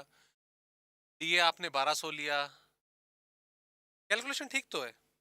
8,000 क्यों लिया, 8,000 कहां से आया चिराग, ये मैं समझ नहीं पा रहा हूँ। बाय 8,000, 8,200 आ रहा है, 8,200 आ रहा है, ठीक है। चलो आगे बढ़ते हैं दोस्तों, पेंशन पे आ रहे हैं, पेंशन पे आ रहे हैं। चलो भूल चूक लेनी देनी, बाकी लॉजिक क्लियर करिएगा, मैं आगे बढ़ता हूँ। पेंशन पर आ गए दोस्तों हम, पेंशन सिंपल सोबर, आगे बढ़ते हैं। पेंशन में सीधा सा केस, पेंशन आपको मालूम है दरअसल पेंशन क्या होता है कि जब पेंशन फंड रिटायरमेंट के टाइम पर 14,400 नहीं 12,000 होगा, तो भाई देखो मैथमेटिकल कैलकुलेशन तो दोस्तों एडजस्ट कर लीजिएगा प्लीज, हाँ ठीक है। अगर मैथमेटिकल कैलकुलेशन है तो प्लीज एडजस्ट कर लीजिएगा, लॉजिक क्लियर बनना चाहिए हमारा, ठीक है। ओके मैं पेंशन पर आ रहा हूं, ध्यान दीजिएगा दोस्तों। जब आदमी रिटायर होता है, जब इंसान रिटायर होता है, तो रिटायरमेंट के टाइम पर उनका पेंशन फंड क्रिएट होता है, and that pension fund is 100%, okay, that pension fund is 100%, okay. Now होता क्या है, ये चॉइस रहती है बेसिकली, चॉइस क्या है वैसे, अब एक तरह से हर कोई इसी को फॉलो करता है। इसमें से एक स्पेसिफिक अमाउंट लमसम में विड्रॉ कर लिया जाता है, और एक एन्यूटी बेसिस के लिए फंड में ही रहता है, मतलब एन्यूटी मतलब मंथली बेसिस पर पेंशन मिलती रहे। Got the point, clear. अब बात यहां पर ऐसी, रिपीट कर दूं मैं, टोटल पेंशन फंड में से लमसम अमाउंट, एक अमाउंट जो पूरा का पूरा निकाल लिया एक बारी में, और कुछ उसमें से आपका पड़ा रहता है जो एन्यूटी बेसिस इंस्टॉलमेंट बेसिस पर मिलता है, ओके। ये जो अमाउंट है आपका, ये वाला अमाउंट, ये वाला, इसको हम कम्यूटेड पेंशन भी बोल देते हैं, क्या बोल देते हैं, कम्यूटेड पेंशन भी बोल देते हैं, जो लमसम में निकलवा लिया, ठीक है, वन गो में निकलवा लिया। और जो एन्यूटी वाला है वो अनकमिटेड हो गया, और ये ऑब्वियसली मंथली बेसिस पर मिलता है, ये मंथली बेसिस पर मिलता है, ठीक है, क्लियर। दो चीज बिल्कुल क्लियर हो गई। 60%, हाँ मतलब अलग अलग स्कीम्स के होते हैं दोस्तों, यहाँ पे 40%, 50%, 60%, मैंने कहीं पर 40% भी देखा है, या तो हो सकता है उन्होंने 40% निकलवाया, that may be varies, okay. तो ये अमाउंट हमारे सामने आ गई, ये सिचुएशन हमारे सामने आ गई। तो मेरे पास दोस्तों दो तरह की पेंशन है, एक वो अमाउंट जो रिटायरमेंट के साल में पूरा लमसम में निकाल लिया, और एक जो मंथली बेसिस पर मिलता रहेगा। तो फंडा बिल्कुल क्लियर है, जो मंथली वाला है ना, जो मंथली बेसिस पर मिलता है, ये वाला अमाउंट, ये तो फुल्ली टैक्सेबल होता है, ये अमाउंट आपका फुल्ली टैक्सेबल होता है, ये टैक्सेबल कैटेगरी में आएगा ही आएगा, ठीक है, क्लियर। हमें डिस्कशन जो मेन करनी है वो करनी है इस वाले पोर्शन की, कि जो किसी भाई ने लमसम में निकलवा लिया, उस पर हम टैक्स लगाएंगे या नहीं लगाएंगे।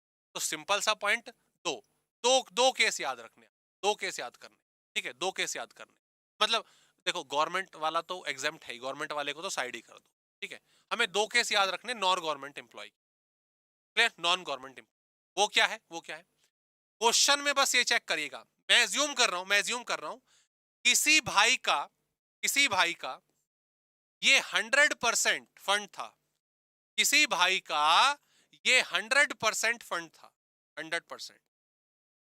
इस 100% में से उसने 60% मान लेते हैं, चलो 60% अपने लमसम में निकलवा लिया। उसने बोला इस टोटल फंड का मुझे 60% दे दीजिए। इस 60% के रूप में उसको रिसीव हुआ 2,40,000 रुपए, 2,40,000। ठीक है, अब यहां पर आपको थोड़ी सी मैथ्स लगानी है, आप इंटेलिजेंट है मैथ्स में, ठीक है, यहां पे थोड़ी सी मैथ्स लगानी है। अगर किसी नंबर का 60% 2,40,000 है, अगर किसी नंबर का 60% 2,40,000 है, तो टोटल फंड अमाउंट क्या होगा? तो सर ये तो मैथ्स लगा देंगे, हम एक्सपर्ट हैं। ये आएगा 4 लाख रुपए। क्या आएगा? कितना? 4 लाख रुपए, 4 लाख रुपए। क्लियर? कितना आ जाएगा? 4 लाख रुपए। क्लियर? बिल्कुल क्लियर। नाउ फाइनली ये 2,40,000 रुपए उस भाई ने विड्रॉ करे। इसमें से कितना माफ होगा? इसमें से कितने पर टैक्स लगेगा? ध्यान दो, बस चेक करनी है दो चीजें, बस चेक करनी है दो चीजें। दो क्या, एक ही चीज करनी है, उसके दो केस हो जाएंगे। अगर क्वेश्चन में ग्रेच्युटी मिली है, अगर क्वेश्चन में ग्रेच्युटी मिली है, जो आपका एम्प्लॉय है उसको ग्रेच्युटी रिसीव हुई है, तो उस केस में इस टोटल अमाउंट का 1/3 माफ हो जाएगा, यानी कि 1,33,033 ये माफ हो जाएगा। और अगर ग्रेच्युटी रिसीव नहीं हुई है, उसको मालिक की तरफ से ग्रेच्युटी रिसीव नहीं हुई है, तो इस टोटल फंड का आधा माफ हो जाएगा, यानी कि 2 लाख रुपए। क्या डिफिकल्ट है याद रखना? क्या डिफिकल्ट है याद रखना? बिल्कुल स्ट्रेट फॉरवर्ड, सिंपल सिंपल सा तरीका आ गया। यस और नो जल्दी से बताएं, यस और नो जल्दी से बताएं। तो 2,40,000 में से आप ये 133 माइनस कर देंगे, जो अमाउंट आएगा वो टैक्सेबल होगा, और 240 में से 2 लाख माइनस कर देंगे, 40 लाख वो टैक्सेबल। ठीक है, डन? यस और नो? यस और नो दोस्त जल्दी से बताएं। बिल्कुल क्लियर है पॉइंट? बिल्कुल क्लियर है पॉइंट? प्लीज जल्दी से बताएं। फिर बफर हो रहा है। चलो एटलीस्ट पेंशन तक तो हम पहुंच गए, पिछली बार तो पहुंचे ही नहीं थे कहीं तक हम। यस और नो जल्दी से बताएंगे। और यहाँ पे कुछ ये थ्योरी वाले केस है, बेसिकली सिंपल ही है, उसमें डिफिकल्टी वाली बात नहीं है। ये बेसिकली परमवीर चक्र वगैरह जिनको मिलते हैं, हमारे जो सेनानी हैं जो शहीद हुए हैं, ठीक है, बेसिकली देश के लिए अपनी जान दी है, तो उनके केस में जो पेंशन वगैरह होगी वो आपकी कंप्लीट रूप से एग्जेम्प्ट होती है। सर कुछ कंफ्यूजन है? कंफ्यूजन को मेंशन करें दोस्त, जो भी कंफ्यूजन। ठीक है, क्लियर? क्वेश्चन इसका सिंपल है, आप कर सकते हैं दोस्तों। मैं लीव इनकैशमेंट पर जा रहा हूँ, लीव सैलरी पर जा रहा हूँ, ये थोड़ा सा जरूरी है कराना, कई बच्चों को इसमें डाउट रहता है। इसमें स्पेसिफिक अगर कोई क्वेरी है, कोई डाउट है, तो प्लीज मेंशन करो। जो गॉट द पॉइंट? क्लियर? अब छुट्टी बचेंगी। हाँ, छुट्टी की कैलकुलेशन जो है उनको हमें कैलकुलेट, ठीक है। Full value 4 lakh, 2-3। नीरज, नीरज 2-3 क्या? 2/3 क्या? 2/3 टैक्सेबल नहीं, 2/3 नहीं होता। आप अगर आप एग्जेम्पशन का पार्ट बात कर रहे हैं, तो ग्रेच्युटी अगर रिसीव है तो 1/3 होगा, अदरवाइज आपका क्या नाम है 50% होगा, मतलब हाफ होगा। ठीक है, क्लियर? डन? आगे बढ़ते हैं दोस्त, प्लीज यहाँ पर आएंगे। टैक्सेबल और taxability of leave salary. Leave salary में देखो है तो सिंपल, ये भी ऐसा कोई दिक्कत वाली बात नहीं। इसमें जो प्रॉब्लम आती है वो प्रॉब्लम आती है बेसिकली हमें डेज वगैरह कैलकुलेट करने में। तो वो एक 2-3 केसेस हैं, मैंने हालांकि मेन क्लासेस में वो आपका करवाया है, उम्मीद करता हूँ आपको वहां से क्लियर हुआ होगा जो बच्चे पेड है। बाकी हम कोशिश करेंगे अभी। देखो लीव सैलरी का सिंपल सा मतलब, छुट्टी थी, घर बैठ टीवी देख मौज ले, कह रहा है नहीं घर पे मन नहीं लगता, मेरा ऑफिस में मन लगता है, मैं ऑफिस आके काम करूँ। ठीक है, ऑफिस आके काम करा तो उसको एक्स्ट्रा पैसे मिलने चाहिए, एक्स्ट्रा पैसे मिलने चाहिए तो सीधी सी बात है भाई उसको मिले, उसके बने। अब उस एक्स्ट्रा पैसे को लेने का, रिसीव करने का एक तरीका होता है, दो तरीके होते हैं माफ कीजिए। एक तो कि हर महीने के हिसाब से तूने एक्स्ट्रा जो काम करा अपनी सैलरी में जोड़ के ले ले, या फिर मत ले, जोड़ता रहे, इकट्ठा करता रहे और रिटायरमेंट के टाइम पर एक साथ ले लियो। तो दो केस हो गए, ठीक है, दो केस हो गए। नेक्स्ट, तो सिंपल सी बात इसमें निकल के आती है, याद रखिएगा। अगर अगर leave salary during the service मिलती है, मतलब मंथली बेसिस पर जैसे जैसे काम कर रहा है वो रिसीव कर रहा है, ये आपका टैक्सेबल होता है। ये आपका क्या होता है? टैक्सेबल होता है। ये आपका क्या होगा? टैक्सेबल होगा। और सीधी सी बात है, बीवी मारती है घर में शिवम पेड स्टूडेंट वाले, हाँ, बीवी मारती है घर में, कह रहा जी मेरा मन नहीं लग रहा घर पे, मैं यही आऊंगा। अब इसके अलावा ध्यान दीजिएगा, कंप्लीशन पे जब नौकरी पूरी होगी तो उसको लमसम में पैसा जो है सारा का सारा मिला। अगर गवर्नमेंट एम्प्लॉई है, अगर गवर्नमेंट एम्प्लॉई है, एग्जेम्प्ट है, एग्जेम्प्ट है। क्लियर? ये मुद्दा भी सॉर्ट हो गया, ये मुद्दा ओवर हो गया। लेकिन अगर अदर एम्प्लॉय है, मतलब नॉन गवर्नमेंट एम्प्लॉय है, हमें बस मेन कैलकुलेशन जो है इस वाले पॉइंट की देखनी, हमें सिर्फ मेन कैलकुलेशन जो है वो इस वाले पॉइंट की देखनी है। इस वाले पॉइंट की भी वही कैलकुलेशन है, वही पैटर्न है। क्या? Taxable is equals to received minus exempted, taxable is equals to received minus exempted. Exemption के लिए 4 केस हैं, 4 स्टोरी हैं, और उन 4 को हमें याद रखना, उन 4 का हमें कमाल जो है दोस्तों वो देखना है। Got the point? क्लियर? समझ आ गया? अब यहां पर ध्यान देंगे, वो 4 केस कौन कौन से हैं, जरा आप मुझे बताएंगे। वो 4 केस कौन कौन से? सर पहला वाला तो वही है एक्चुअल रिसीव, पहला वाला वही है एक्चुअल रिसीव। दूसरे वाला है 3 लाख रुपए, एक लिमिट, स्पेसिफिक लिमिट हर एक की होती है, स्टैट्यूटरी। ठीक है? उसके बाद सी है लास्ट 10 मंथ सैलरी, पिछले 10 महीने की उसकी सैलरी, पिछले 10 महीने की सैलरी। शिवम की हाँ सही में याद है भाई को, पूरा डायलॉग याद है, कौन मारता है कौन नहीं मारता। ये 3 पॉइंट हमारे बिल्कुल सिंपल से, इसमें कोई दिक्कत वाली बात नहीं होनी चाहिए। अब ध्यान देंगे जरा डी, डी पॉइंट को कैलकुलेट करने, डी पॉइंट को मैक्सिमम लिमिट आती है, डी पॉइंट को जो उसका डी पॉइंट निकल के आता है, मोस्टली कंफ्यूजन उसी में रहती है और उसके भी एक पॉइंट में रहती है। उसको करने के दोस्तों देखो अलग अलग तरीके हैं, हर कोई अपने अपने पॉइंट से कर सकता है, अपने अपने कंसेप्ट से कर सकता है। मैं उसमें 2 लॉजिक लगाता हूँ, 2 लॉजिक लगा, 2 लॉजिक क्या है ध्यान दो। पहले तो ध्यान दीजिएगा क्या करना है, इनटू इनटू ये सी का अमाउंट, जो सी का अमाउंट आपका यहाँ पे आया होगा ना वो लिखोगे, मतलब पिछले 10 महीने की सैलरी, उसको डिवाइड करोगे 10 से, उसको डिवाइड करोगे 10 से, मतलब पर मंथ सैलरी आ गई, राइट? और एक बार फिर से डिवाइड कर दोगे 30 से, मतलब पर डे सैलरी आ गई। तो पर डे सैलरी निकालना आपने सीख लिया, ठीक है? अब उसके बाद यहां पर इस वाले केस में यहां पे क्या आएगा, यहां पे 2 तरीके हैं। एक तरीका है ईयर्स, ईयर्स कितने साल उसने जॉब करी, इनटू लीव अर्न, कितनी छुट्टियां उसने कमाई, लीव अर्न कितनी छुट्टियां उसने कमाई। सिंपल सी बात सर, लीव कमाई, एक साल की कितनी कमाई, अगर लीव अर्न की मैं बात कर रहा हूं तो एक साल में कितनी कमा रहा है वो ऑन एन एवरेज, उसको उसके नंबर ऑफ ईयर से मल्टीप्लाई कर देंगे और ये पर डे सैलरी आप निकाल चुके हो। बिल्कुल सिंपल, एक तो ये तरीका होता है। दूसरा तरीका दोस्तों इसको इसको कैलकुलेट कर, वो ये, अच्छा नहीं नहीं पूरा नहीं हुआ, पूरा नहीं हुआ। अच्छा लीव अर्न दोस्तों, लीव अर्न कैसे निकाली जाएंगी?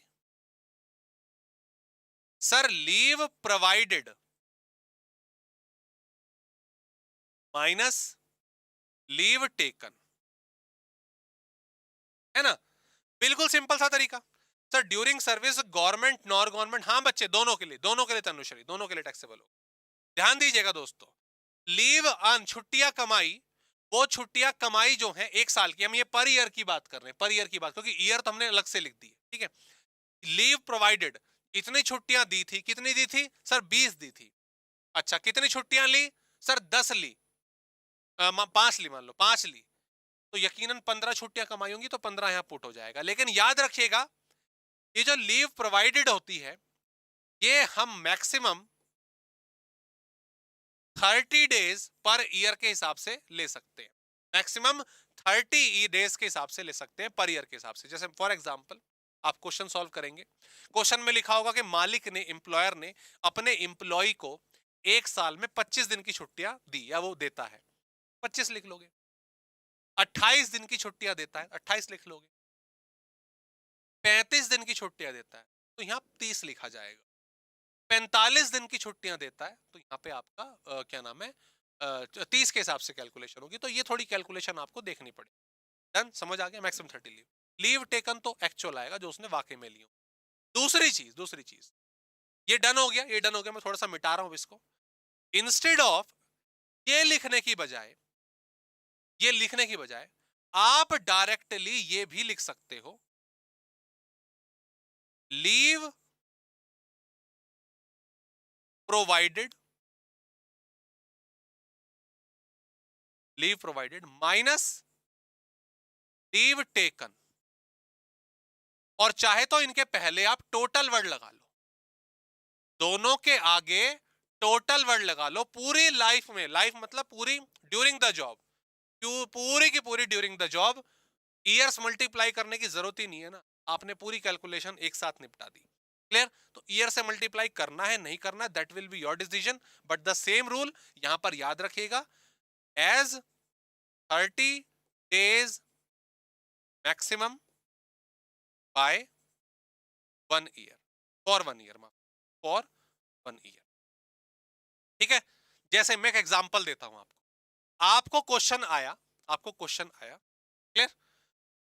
कि एक ध्यान दीजिएगा, सुनिएगा, पेन पेंसिल वगैरह थोड़ा साइड रख दो, समझिएगा, ध्यान दीजिएगा। एक एम्प्लॉयर जो है अपने एम्प्लॉय को रिटायर कर रहा है, 20 साल हो गए उसको जॉब करते हुए, 20 साल से वो जॉब कर रहा है। हर साल वो 40 दिन की छुट्टियां देता था, हर साल वो 40 दिन की छुट्टियां देता था। ये क्वेश्चन में लिखा हुआ है, ध्यान दीजिएगा। अब 40 इंटू 20 साल के हिसाब से तो 800 छुट्टियां आ रही हैं, 800 छुट्टियां। तो क्या यहां पे मुझे 800 लिख देना चाहिए? क्या यहां पे मुझे 800 लिख देना चाहिए? नहीं, ऐसा नहीं होगा, ऐसा नहीं होगा। आप यहां पर 300 माफ कीजिएगा 30 इंटू 20 लिखेंगे और यहां पर 600 की वैल्यू पुट करनी पड़ेगी। ठीक है? और दोस्तों यहां पर मैथमेटिकली भी कई अलग अलग केस बन जाते हैं, वेरियस केसेस बन जाते हैं, तो वो सिचुएशन के हिसाब से आपको समझना पड़ेगा। इस फोर्थ पॉइंट को तसल्ली से करिएगा। 3-4 क्वेश्चन आप करेंगे, बात बन जाए, 3-4 क्वेश्चन आप करेंगे, बात बन जाएगी, कोई दिक्कत नहीं आएगी। क्लियर? Done, that's it. ये केस है हमारे सामने। सैलरी की बात करें, सर सैलरी कौन से वाली? सैलरी वही अपना आचार्य वाली है। अब मोस्टली जगह वही चलेगी। ठीक है? कहो तो एक क्वेश्चन करा दूं आपको, अगर आप कहो तो एक क्वेश्चन करा दूं, बाकी सारे पॉइंट्स उनको रीड कर आपसे। आप 9 मंथ अलाउड, 2 कंप्लीट वगैरह वगैरह वगैरह। भानु गॉटन, इंक्रीमेंट वाला मैं नहीं करा रहा, अदरवाइज लंबा हो जाएगा। ठीक है? हाँ, ये वाला क्वेश्चन देखेंगे, मैं क्वेश्चन नंबर 2 करा रहा हूँ। हाँ ये अच्छा, ये जो लॉजिक मैं समझाने वाला हूँ इसी question. Please come to the question number 2। ओहो, पर मंथ लेंगे। हाँ बच्चे, सैलरी पर मंथ ही लेंगे, सैलरी पर मंथ के हिसाब से तुमने कैलकुलेट करी वहां पे, वो तो इंटू 10 कर रहे हो, डिवाइड कर रहे हो, वो तो पर मंथ के हिसाब से ही आएगी।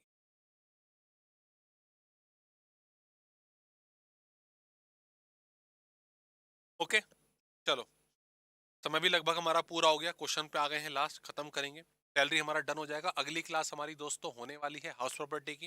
हाउस प्रॉपर्टी एक क्लास में वाइंड अप करने की कोशिश करेंगे, तो सैलरी को रिवाइज कर लीजिएगा। ओके, सैलरी को रिवाइज कर लीजिएगा बच्चे। फुल फ्लैज अमन हम प्रैक्टिस करेंगे एग्जाम से पहले, तब करवाता हूँ। और पता है, अभी कहने में अच्छा लग रहा है कि फुल फ्लैज क्वेश्चन करवा दो, और जब मैं करवाने बैठता हूँ ना, मैंने सेशन लिए हैं पहले, फुल फ्लैज वाले क्वेश्चन में बोर होकर बैठ जाते हो, करने लग गए, कोई ध्यान नहीं दे रहा, मैं समझा रहा हूँ, तो बड़ा थोड़ा बोरियत सा हो जाता है उसमें। ठीक है यार, देखते हैं इससे। ये क्वेश्चन अच्छा है आपकी बुक से, हाँ क्वेश्चन अच्छा है, ये बढ़िया क्वेश्चन है। तो कोशिश करेंगे इस बार टेस्ट पेपर के जरिए आप लोगों से मुलाकात हो पाए, बट फिलहाल अभी इसी को करते हैं। ठीक है, आई ध्यान दीजिए दोस्तों। The question, mister Das retire on फलाना डेट, ये डेट बता दी गई है आपको। At the time of retirement, 18 month was lying to the credit of his account। आप समझ रहे हैं अब मैंने बोला ना, यहां पर थोड़ी इंग्लिश भी परेशान करेगी, आप थोड़ा समझना पड़ेगा कहना क्या चाहता है।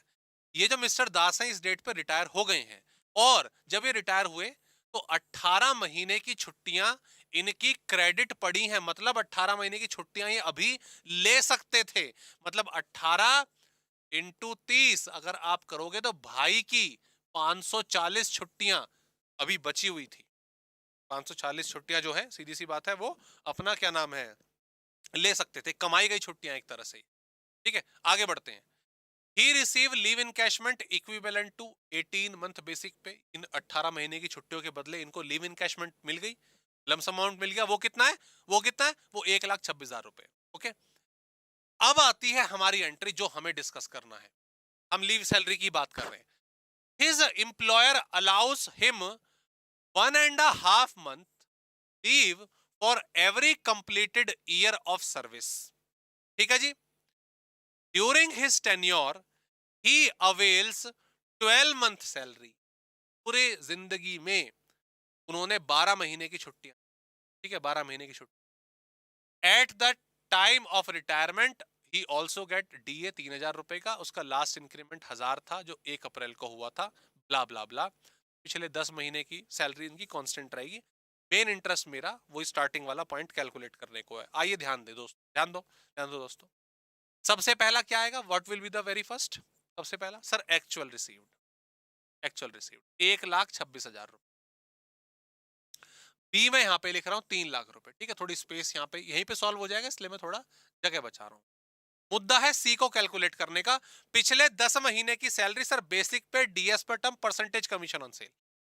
बेसिक पे कहां है क्वेश्चन में? बेसिक, अरे बेसिक पे क्वेश्चन में नहीं दी क्या? टाइम ऑफ रिटायरमेंट डीए है इसका 3,000 रुपए। नहीं, सॉरी सॉरी सॉरी सॉरी, अरे interesting interesting interesting interesting. 1,26,000 divided by 18। हाँ, बेसिक पे है 7,000। सर 7,000 कैसे पता चला? देखो सेंटेंस, वो देखो यहाँ पे टैक्स कम पढ़ाया जा रहा है, आपको मेंटल एबिलिटी ज्यादा पढ़ाई जा रही है। लीव इनकैशमेंट उसको 18 महीने की मिली, और हिंट देखो कितना प्यारा दिया है कि बेसिक सैलरी के रूप में 1,26,000 रुपए मिल गए। अब 1,26,000 उसकी 18 महीने की बेसिक सैलरी के बराबर इनकम है। उसको अगर डिवाइड कर दोगे 18 से, तो 7,000 रुपए उसकी एक महीने की बेसिक पे आ गई। Got the point?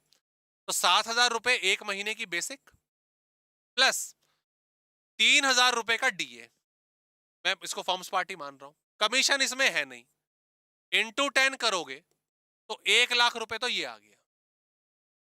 1,00,000 रुपए तो ये आ गया। तो दोस्तों सी पॉइंट भी क्लियर हो गया। C point done, C point done.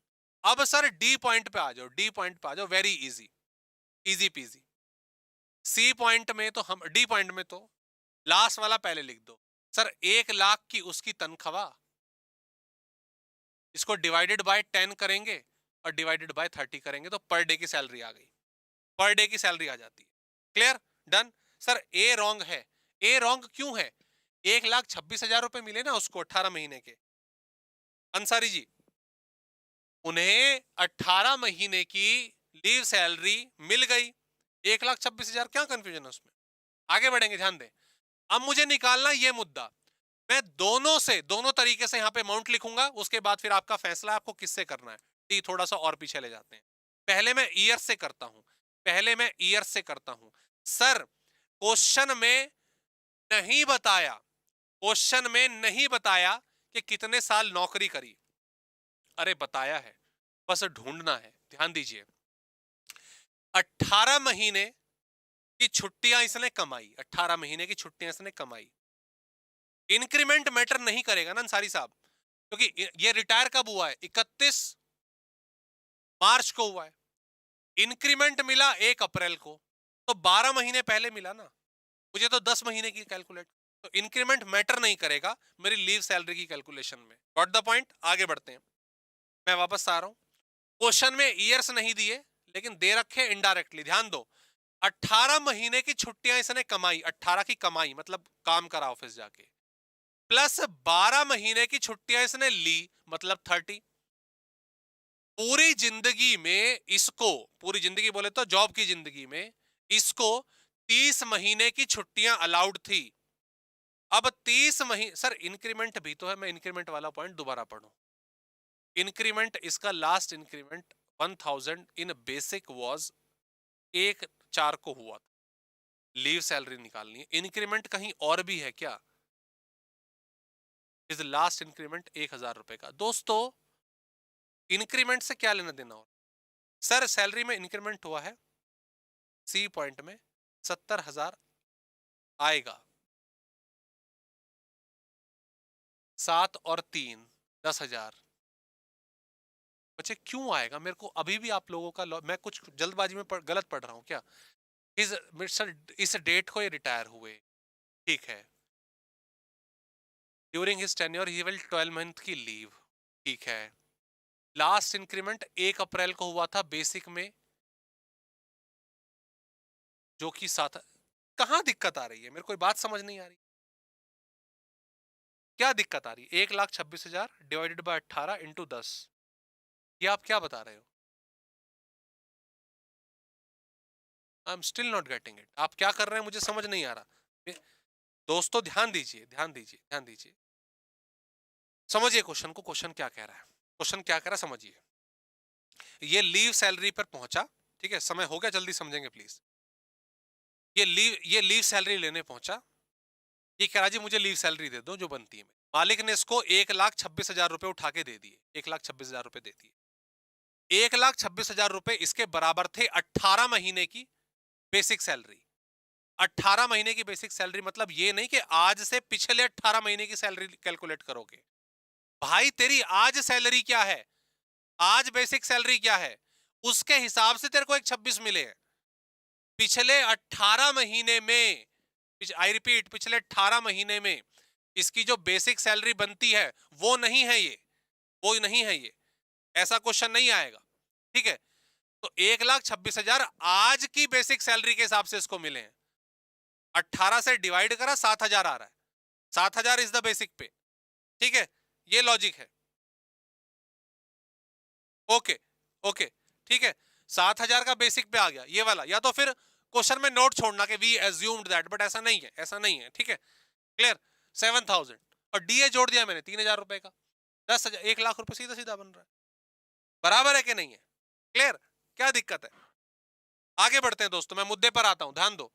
हाँ, मैं फिर वही मंथ कैलकुलेट करने में गड़बड़ हो जा रही है। 30 महीने की छुट्टियां इसको पूरी लाइफ में मिली, लाइफ मतलब जॉब की लाइफ में। अगर टोटल छुट्टियां 30 महीने की मिली और एक साल में, ठीक है, 10 मंथ का, शिवम नहीं समझ पा रहा आप क्या लॉजिक लगा रहे हो, अभी फिलहाल देखो फटाफट यहां से, नहीं तो फिर गड़बड़ हो रही। ये सही है जो हम कर रहे हैं, ठीक है। 30 आ गया, अदरवाइज क्रॉस चेक करेंगे फिर जैसे भी है। 30 आ गया। 30 महीने की छुट्टियां पूरी लाइफ में मिली जॉब की, और एक महीने में, एक साल में डेढ़ डेढ़ महीने की मिलती हैं, 1.5 महीने की मिलती हैं। तो हमारा आ रहा है 20। 20 इज द ईयर्स। 20 साल आ गए, 20 साल आ गए, ठीक है। क्लास में मैं क्रॉस चेक करता हूं बच्चे कौन से वाला पॉइंट कह रहा हूं, फिर वो एज्यूम्ड पार्ट माना जाएगा। वो एज्यूम्ड मानेंगे कि हम पिछले 18 महीने का हम इस तरीके से मान रहे हैं, क्लियर, ठीक है। वो बहुत कॉम्प्लिकेट हो जाएगा, सिंपल लैंग्वेज में इसी को पकड़ के चले, ठीक है। आइए ध्यान दें, डन। ये 20 हो गया हमारा, ये 20 बना हमारा, 20 की कैलकुलेशन हो गई, ठीक है। मैंने जो कंसेप्ट लगाया मैं उसके हिसाब से आपको 7,000 रुपए बता रहा हूं, ठीक है। अगर उसको आप कह रहे हो कि पिछले 18 महीने को मैं डिवाइड करूंगा, इतना कॉम्प्लिकेट नहीं आना चाहिए, लेकिन अगर आप ले रहे हो तो उसको नोट छोड़ेंगे, मैंने बोला उस केस को, ठीक है। आइए ध्यान देंगे, मुद्दा खैर इस पे आओ, ये मेन मुद्दा है हमारा कैलकुलेशन का। 20 आ गया। अब एक साल में भाई को कितनी छुट्टियां मिलती हैं? सर 1.5 महीने की मिलती है, मतलब 45, तो रिस्ट्रिक्टेड टू 30। 30 आ गया, माइनस इसने कितनी छुट्टियां ली एक साल में, तो पूरे लाइफ में इसने 12 महीने की छुट्टियां ली, 12 इंटू 30 कितना हो जाता? 360। कितना हो गया? 360। और 360 को डिवाइड कर लो, क्योंकि हम ईयर से मल्टीप्लाई कर रहे हैं, तो 20 से डिवाइड करना पड़ेगा। ये आ रहा है आपका 360 कितना, अरे कहां गया, हाँ, 12 इंटू 360, 360 डिवाइडेड बाय, मैंने कुछ अलग कर दिया था, 20, ये आ रहा है 18। एक तो क्वेश्चन आपका ऐसे सॉल्व हो जाए। हाँ ये हो सकता है विवेक, क्लास में अगर मैं क्या नाम है, डीए करना भूलेगा, तो मैंने बोला होगा कि एज्यूम के डीए करना भूल गए तो उसको हम एज पर टर्म नहीं मानेंगे, may be that that will be the case. ये केस हो सकता है विवेक जो कह रहे हैं, मैं मानता हूँ, ठीक है। चलो ठीक है, आगे बढ़ते हैं। डन। 18 हमारा यहां पर आ गया। एक तो ये तरीका हो गया ईयर्स वाला, एक तो ये तरीका हो गया ईयर्स वाला। एक लमसम वाले पर आ जाते हैं, टोटल वाले पर, जो मैंने बताया कि यहां पे ये ईयर से मल्टीप्लाई करने की नौबत ही नहीं आ रही। तो ईयर्स तो पता चल गए ना, 20 तो पता चल गया ना मेरे को, 20 तो मेरे को पता चल गया ना। अब आगे वही सेम चीज, 1.5 महीना, 1.5 नहीं लेना सर, 1.5 नहीं लेना, मेरे को 30 लेना है। 1.5 मतलब 45 डेज नहीं लेना, 30 लेना है। 30 इंटू 20 600, 30 इंटू 20 600, और माइनस, अब तो बिल्कुल सीधा है, 12 महीने की छुट्टियां ली, 12 इंटू 30 360। ये डायरेक्ट सॉल्व हो गया, ये डायरेक्ट सॉल्व हो गया। अब ठीक है, अब ठीक है शिवम भाई, वो अगर डीए वाला केस था तो वो मैंने बोला, वो तो पहली क्लास से बोलते हुए आ रहे हैं कि डीए में जैसे है हमारे पास ऑप्शन खड़ा रहेगा। डन। बताइए जल्दी से फटाफट, क्या प्रतिक्रिया है इस चीज को लेकर, क्या प्रतिक्रिया है इस चीज को लेकर? इज द कंसेप्ट क्लियर दोस्तों? Is the concept clear? 30 divided by half, Chirag ये कौन से पॉइंट पे कह रहे हैं बच्चे आप? 30 डिवाइडेड बाय हाफ नहीं आएगा कहीं पर, कहीं पर नहीं आएगा। 45 डिवाइडेड बाय हाफ आ सकता है, आप कहने को निकालो तो, नहीं वो भी नहीं आएगा, उसका भी कोई लॉजिक नहीं बना। क्लियर? डन। क्या दोस्तों, लीव सैलरी का क्वेश्चन जो हमने थोड़ा समय लगाया, इसमें एक्स्ट्रा भी समय लगाया, क्या क्लियर है? क्या क्लियर है? डन। क्या सैलरी वाला मुद्दा, सैलरी का कंटेंट हम डन मान सकते हैं? ठीक है,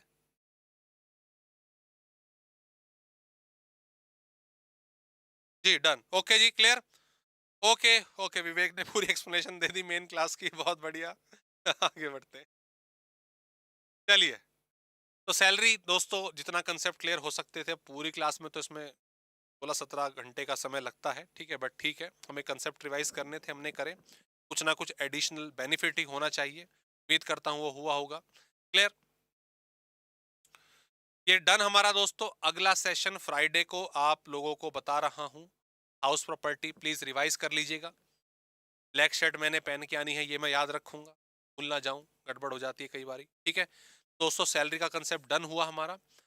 आपसे मुलाकात होगी अब हमारी, सर 20 ईयर का एक बार समझा दो। अरे 20 ईयर का अमन बराबर यार मेरे भाई, देख 18 महीने की छुट्टियां उसने कमाई, प्लस 12, 12 मतलब जो उसने छुट्टियां ली, तो टोटल जिंदगी में, टोटल जिंदगी में उसको मिली 30 महीने की छुट्टियां।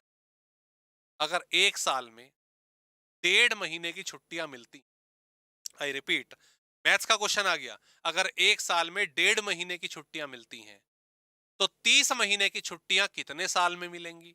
ये मैथ्स वाला क्वेश्चन जो लगाते हैं, तो 30 डिवाइडेड बाय 1.5 को कर दोगे, 20 साल हमारी, ठीक है बच्चे। ये मैंने जैसे बताया जो छोटे मोटे टॉपिक है ना, एएमटी वाला, प्रोविजन वाला, ये मैं आपको लाइव सेशन में करा दूंगा, इसमें लंबा चौड़ा आपको परेशान होने वाली दिक्कत नहीं आएगी, उसे मेरे ऊपर छोड़ दो, बिल्कुल चिंता मत करना, ठीक है।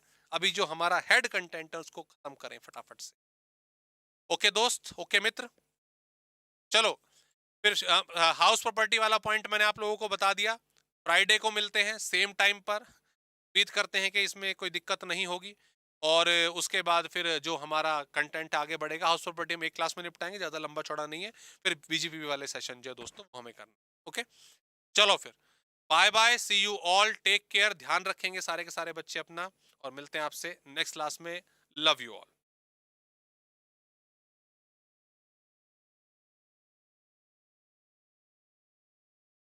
हेलो, हाँ जी बताइए।